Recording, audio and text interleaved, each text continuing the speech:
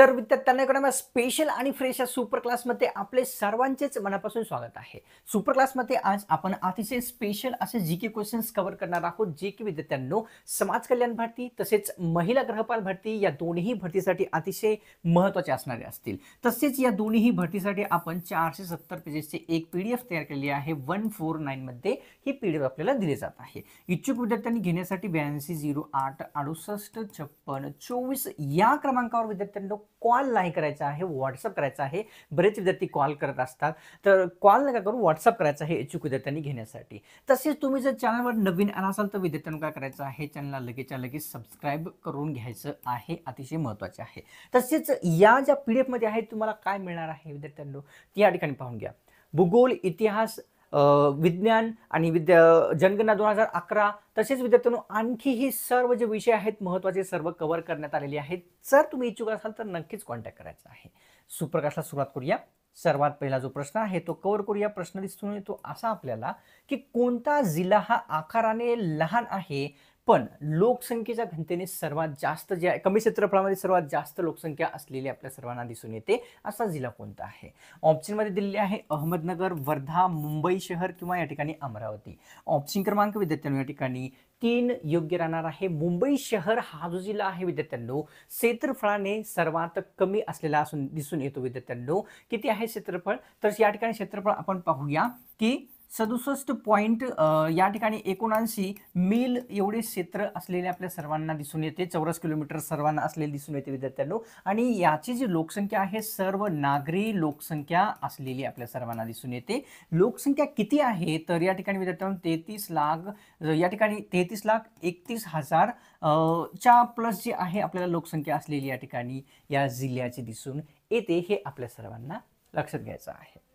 Cover करूया पुढचा प्रश्न. प्रश्न या ठिकाणी आहे दुसरा. कोणत्या नदीच्या खोऱ्यामध्ये ऊसाचे पीक हे मोठ्या प्रमाणामध्ये घेतले जाते ते आपल्याला विचारलेलं आहे. कोणती नदी आहे जी ऊसाच्या पिकासाठी सर्वात जास्त या ठिकाणी प्रसिद्ध आहे? तर नर्मदा, प्रवरा, गंगा किंवा गोदावरी. ऑप्शन क्रमांक 2 प्रवरा नदीच्या खोऱ्यामध्ये जे आहे ऊसाचे पीक हे सर्वात जास्त प्रमाणामध्ये घेतलेले दिसते. प्रश्न तिसरा कव्हर करूया. मराठा आणि दुराणी साम्राज्यामध्ये पानिपतचे कितवे युद्ध झाले होते ते विचारलेलं आहे, हे आपल्याला सांगायचं आहे. पहिलं लक्षात घ्या की कोणामध्ये झालेली विचारलेली आहे, मराठा आणि दुराणी साम्राज्यामध्ये. तर पहिले, दुसरे, तिसरे किंवा या वरीलपैकी नाही. तर ऑप्शन क्रमांक 3 तिसरे जे युद्ध आहे पानिपतचे विद्यार्थ्यांनो कोणामध्ये, तर मराठा आणि दुराणी साम्राज्यामध्ये झालेले होते. प्रश्न चौथा की जांबी मृदा खालीलपैकी कोणत्या जिल्ह्यात आढळते ते आपल्याला विचारलेलं आहे. मृदेचा प्रकार विचारलेला आहे विद्यार्थ्यांनो जांबी मृदा. ऑप्शन मध्ये परभणी, अकोला, नागपूर, रत्नागिरी. तर ऑप्शन क्रमांक 4 रत्नागिरी जिल्ह्यामध्ये जांबी मृदा ही असलेली आपल्या सर्वांना आढळते. कव्हर करूया या ठिकाणी पाचवा. तर प्रश्न असा आहे की दांडी यात्रा तब्बल किती दिवस चालली होती ते विचारलेलं आहे. दांडी यात्रा किती महत्त्वाचा हा टॉपिक आहे, सर्वांनाच माहीत आहे. तर आपल्याला किती दिवस चालली होती ते सांगायचं आहे. पायी चालत गेलेली आहे दांडी यात्रा. 25, 26, 23 किंवा 24. ऑप्शन क्रमांक विद्यार्थ्यांना या ठिकाणी किती 4 योग्य आहे. दांडी यात्रा तब्बल 24 दिवस चाललेली होती. कुठून निघालेली होती तर या ठिकाणी आपल्या सर्वांनाच माहीत असेल साबरमती या ठिकाणी जो आश्रम आहे या ठिकाणून निघालेली होती आणि या ठिकाणी दांडी येथे जाणार होती. महात्मा गांधी यांनी काढलेली होती, सर्वांनाच माहीत आहे. त्यांच्यासोबत किती अनुयायी होते तर 79 अनुयायी असलेले आपल्या सर्वांना दिसून येते. जे अंतर आहे ते किती होतं विद्यार्थ्यांनो तर 241 मील एवढे जे अंतर होते ते आपल्याला दिसून येते. तेच कापण्यासाठी किंवा तयार करण्यासाठी जे आहे त्यांना पार करण्यासाठी 24 दिवसाचा कालावधी लागलेला आपल्या सर्वांना दिसून येतो. आता ही जी यात्रा आहे जर आपण पाहिलं की कोणत्या कारणास्तव, याचा उद्देश काय होता जर आपण पाहिला तर विद्यार्थ्यांनो जे इंग्रजांनी मिठावर जो कानून तयार केलेला होता त्यांना तोडण्यासाठी ही यात्रा काढण्यात आलेली होती. घेऊया पुढचा प्रश्न. प्रश्न 6वा. सर्वात जास्त शिलालेख खालीलपैकी कोणत्या व्यक्तींचे प्राप्त झालेले आहेत आपल्याला सांगायचं आहे. कोणा झालेले आहे सर्वात जास्त शिलालेख प्राप्त तर छत्रपती शिवाजी महाराज, औरंगजेब, अकबर किंवा सम्राट अशोक. ऑप्शन क्रमांक 4 सम्राट अशोक यांचे जे आहे सर्वात जास्त शिलालेख हे प्राप्त झालेले विद्यार्थ्यांना आपल्या सर्वांना माहीत असावे. प्रश्न 7वा. संविधानाने भारतरत्न पुरस्कार कोणत्या दिवशी देण्याचे प्रदान करण्याचे सांगितलेले आहे ते विचारलेलं आहे. भारतरत्न पुरस्कार कोणत्या दिवशी दिला जात असतो? आपण सोपा प्रश्न जर आपण वाचला तर प्रजासत्ताक दिनी, स्वातंत्र्यता दिनी, वरील दोन्ही किंवा गांधी जयंतीच्या दिवशी. ऑप्शन क्रमांक 1 प्रजासत्ताक दिनी जो आहे भारतरत्न पुरस्कार प्रदान केला जातो. प्रश्न कव्हर करूया 8व्या क्रमांकाचा. संविधानाच्या मूळ प्रतीवर एकूण किती सदस्यांच्या स्वाक्षऱ्या आहेत ते आपल्याला विचारलेलं आहे. जी संविधानाची मूळ प्रत ठेवण्यात आलेली आहे ना त्यावर विद्यार्थ्यांनो. तर 284, 285, 289 किंवा 300. तर ऑप्शन क्रमांक या ठिकाणी 1 284 सदस्यांच्या स्वाक्षऱ्या संविधानाच्या मूळ प्रतीवर आहेत. प्रश्न 9व्या क्रमांकाचा की छत्रपती शिवाजी महाराजांची राजमुद्रा कोणत्या भाषेत होती ते आपल्याला विचारलेलं आहे. राजमुद्राविषयी प्रश्न आहे. कोणत्या भाषेत होती? मराठी, संस्कृत, उर्दू किंवा पाली. तर ऑप्शन क्रमांक या ठिकाणी 2 योग्य राहणार आहे. संस्कृत भाषेमध्ये छत्रपती शिवाजी महाराज यांची राजमुद्रा असलेली आपल्या सर्वांना लक्षात घ्यायचं आहे. प्रश्न 10वा की कोणत्या ज्योतिर्लिंगामध्ये 3 चांदीने मढवलेली लिंगे उपस्थित आहेत ते आपल्याला विचारलेलं आहे. असे कोणते ज्योतिर्लिंग आहे? तर भीमाशंकर, घृष्णेश्वर, त्र्यंबकेश्वर किंवा औंढा नागनाथ. सोपा प्रश्न आहे. या ठिकाणी 3 चांदीने मढवलेली जी आपल्याला लिंगे विचारली आहे तर 3 या ठिकाणी येतो. तर या ठिकाणी त्र्यंबकेश्वर हे आपल्याला लक्षात घ्यायचं आहे.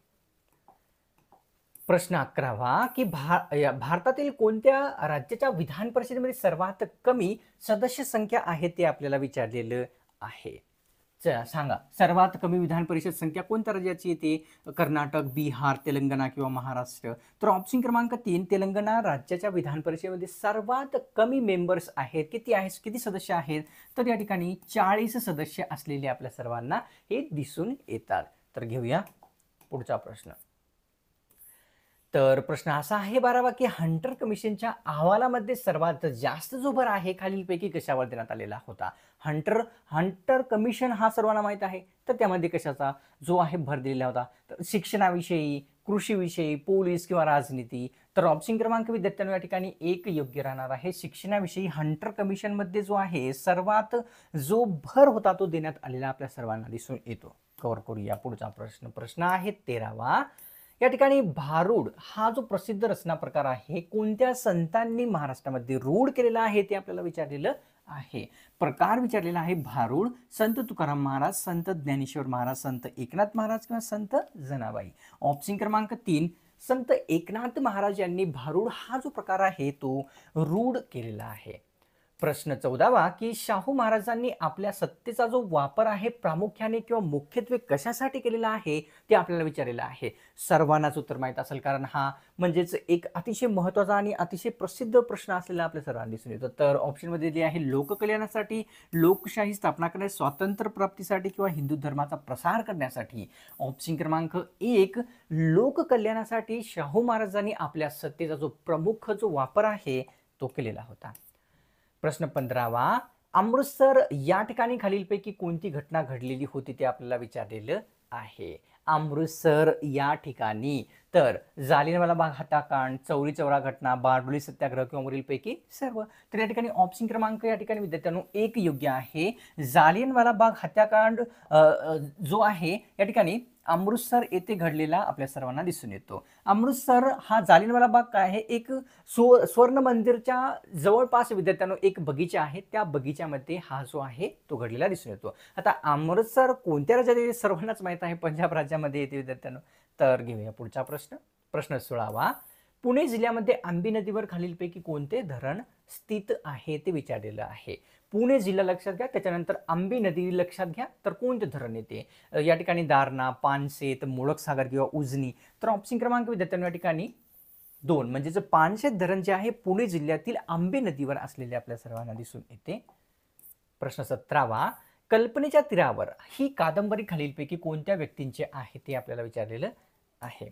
कादंबरी लक्षात घ्या, महत्त्वाची आहे, TCS ने विचारलेली आहे. तर कल्पनेच्या तीरावर नामदेव ढसाळ, इरावती कर्वे, शांता शेळके किंवा या ठिकाणी V शिरवाडकर. तर ऑप्शन क्रमांक 4 योग्य राहणार आहे की V शिरवाडकर यांची कल्पनेच्या तीरावर ही कादंबरी आहे.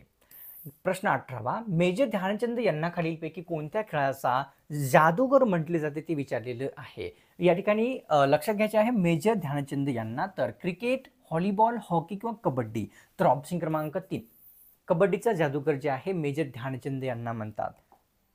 प्रश्न कव्हर करूया 19वा, रक्तदाब पाहण्यासाठी कोणत्या यंत्राचा वापर करत असतात ते आपल्याला विचारलेलं आहे. रक्तदाब सर्वांचाच पाहिला जात असतो सर्वप्रथम हॉस्पिटलमध्ये गेल्याच्या नंतर बरेच वेळेस. तर लॅक्टोमीटर, या ठिकाणी ग्लुकोमीटर, थर्मामीटर किंवा स्पिग्मोमॅमो. तर ऑप्शन क्रमांक 1 स्पिग्मोमॅमो या जो आहे यंत्राचा वापर जो आहे तो रक्तदाब पाहण्यासाठी होताना दिसतो. प्रश्न 20वा, संसदेचे कोणते सभागृह जनतेला उत्तरदायी असते? सर्वांना उत्तर आहे. सोपा प्रश्न आहे, अतिशय सोपा प्रश्न आहे. जनतेला उत्तरदायी असणारे कोणते संसदेचे सभागृह आहे? लोकसभा, राज्यसभा, वरील दोन्ही किंवा फक्त राज्यसभा. तर ऑप्शन क्रमांक 1 म्हणजेच विद्यार्थ्यांनो लोकसभा हे जे सभागृह आहे कोणाला तर जनतेला उत्तरदायी असलेले आपल्या सर्वांना दिसते. आणि जनतेचे लोकप्रिय सभागृह कोणाला म्हणतात तर या ठिकाणी लोकसभेलाच. प्रश्न 21वा, की ड्रीम स्टोन असे खालीलपैकी कोणत्या स्मारकास संबोधतात ते आपल्याला सांगायचं आहे. ड्रीम स्टोन कोणत्या स्मारकास म्हणतात ते विचारलेलं दिसते. ताजमहाल, पंचमहाल, चारमिनार किंवा गोल घुमट. ऑप्शन क्रमांक 2 पंचमहालाला जे आहे विद्यार्थ्यांनो काय म्हणतात त्या ठिकाणी ड्रीम स्टोन असे संबोधले जाते. तर कव्हर करूया प्रश्न 22वा, भारतामध्ये खालीलपैकी कोणत्या ठिकाणी उच्च न्यायालय नाही दिलेल्या पर्यायापैकी विचारलेलं आहे. कोणत्या ठिकाणी उच्च न्यायालय नाही असे कोणते जे आहे राज्य आहेत? मिझोरम, गोवा, वरील दोन्ही किंवा मुंबई. तर या ठिकाणी ऑप्शन क्रमांक 3 म्हणजेच गोवा तसेच या ठिकाणी मिझोरम हे जे राज्य आहे त्या ठिकाणी विद्यार्थ्यांनो आपल्याला दिसत नाही कोणते न्यायालय? उच्च न्यायालय. प्रश्न घेऊया 23वा, संविधानानुसार खालीलपैकी कोणता एक मूलभूत हक्क नाही ते विचारलेलं आहे. कोणता हक्क जो आहे मूलभूत हक्क नसलेला आहे? सर्वांना उत्तर याचं येत असेल तर पाहूया. ऑप्शनमध्ये समतेचा अधिकार, शिक्षण, धार्मिक किंवा संपत्ती. तर या ठिकाणी ऑप्शन क्रमांक 4 संपत्तीचा जो अधिकार आहे तो या ठिकाणी कशातून वगळण्यात मूलभूत हक्कातून हा वगळण्यात आलेला आपल्या सर्वांना दिसतो. प्रश्न 24वा, या ठिकाणी 72 प्रतिनिधी राष्ट्रीय काँग्रेसच्या कोणत्या किंवा कितव्या अधिवेशनामध्ये उपस्थित होते ते विचारलेलं आहे. राष्ट्रीय काँग्रेसचे 26-27 अधिवेशन झालेले होते तर पहिल्या अधिवेशनामध्ये किती प्रतिनिधी होते सांगायचं आहे. पहिल्या म्हणजे 72 प्रतिनिधी कोणत्या अधिवेशनामध्ये होते? पहिल्या, दुसऱ्या, तिसऱ्या किंवा चौथ्या. तर ऑप्शन क्रमांक 1 पहिल्या अधिवेशनामध्ये 72 प्रतिनिधी असलेले आपल्या सर्वांना दिसतात राष्ट्रीय काँग्रेसच्या. महाराष्ट्र राज्यातील खालीलपैकी कोणकोणते आंतरराष्ट्रीय बंदर आहेत ते विचारलेलं आहे. आंतरराष्ट्रीय दर्जाचे बंदर असलेले कोणते आहेत? नावाशेवा, मुंबई, वरील दोन्ही किंवा पेरादीप.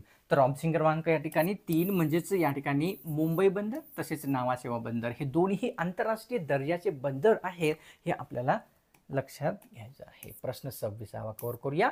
सोलापूरमध्ये भीमा आणि नीरा नदीचा जो संगम आहे कोणत्या ठिकाणी होतो? पहिलं तर आपल्याला सोलापूरमध्ये भीमा आणि नीरा नदीचा संगम झालेला आहे. प्रश्नाचं जो उत्तर मिळत आहे तर कोणत्या ठिकाणी होतो? अकलूज, मितगाव किंवा नरसिंहपूर. तर ऑप्शन क्रमांक 3 नरसिंहपूर या ठिकाणी सोलापूरमध्ये भीमा तसेच नीरा 2 नद्यांचा संगम झालेला दिसून येतो.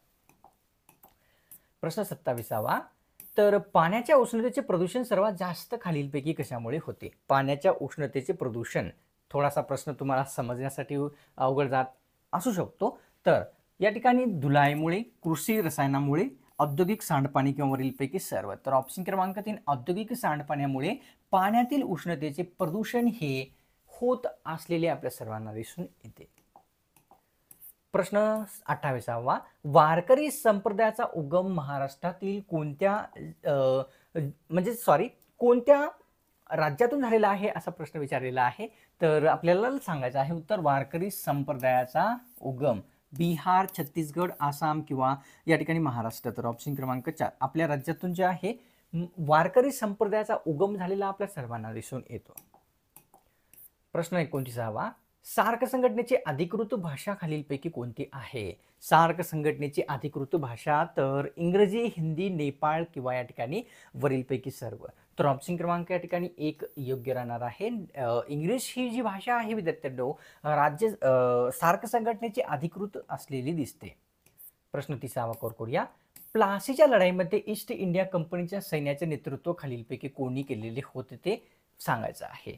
तर प्लासीच्या लढाईमध्ये विचारलेलं आहे ईस्ट इंडिया कंपनीच्या सैन्याचे नेतृत्व रॉबर्ट क्लाइव्ह, मीर जाफर, सिराजुद्दौला किंवा राणी लक्ष्मीबाई. ऑप्शन क्रमांक 1 म्हणजेच रॉबर्ट क्लाइव्ह यांनी जे आहे प्लासीच्या लढाईमध्ये ईस्ट इंडिया कंपनीच्या सैन्याचे नेतृत्व केलेले हे आपल्या सर्वांना दिसून येते. आता विद्यार्थ्यांनो, तुम्हाला या सुपर क्लासला सोडण्यापूर्वी पुन्हा एकदा रिमाइंडर देऊ इच्छितो की 470 पेजेसचे PDF जी की 149 मध्ये मिळत आहे. घेण्यासाठी 8208685624 या क्रमांकावर कॉल नाही व्हॉट्सअप करायचा आहे. कॉल प्लीज करू नका, ठीक आहे. तर या ठिकाणी तुम्ही तसेच चॅनलवर नवीन आला असाल किंवा कोणत्याही कारणास्तव आपल्या चॅनलला आतापर्यंत जर सबस्क्राईब नसेल केलेले, सबस्क्राईब करणे एकदम फ्री असते, कोणत्याच प्रकारचा शुल्क लागत नसतो. सबस्क्राईब केल्याने काय होईल की आपल्या चॅनलवर पुढची सुपर क्लास अपलोड होईल ना, त्याची नोटिफिकेशन अपलोड करता तुमच्या स्मार्टफोनवर मोबाईलवर प्राप्त होऊन जाईल, होऊन जावा यासाठी सबस्क्राईब करणं गरजेचे असते. त्याचे सुपर क्लासला सोडण्यापूर्वी एक लाईक करून तुमच्यातर्फे थोडासा प्रोत्साहन, थोडासा मोटिवेशन आपल्या या चॅनलच्या या सुपर क्लासला किंवा मला म्हटले तरी चालेल नक्कीच द्यायचं आहे. भेटूया पुढच्या क्रमात स्पेशल आणि फ्रेश सुपर क्लासमध्ये.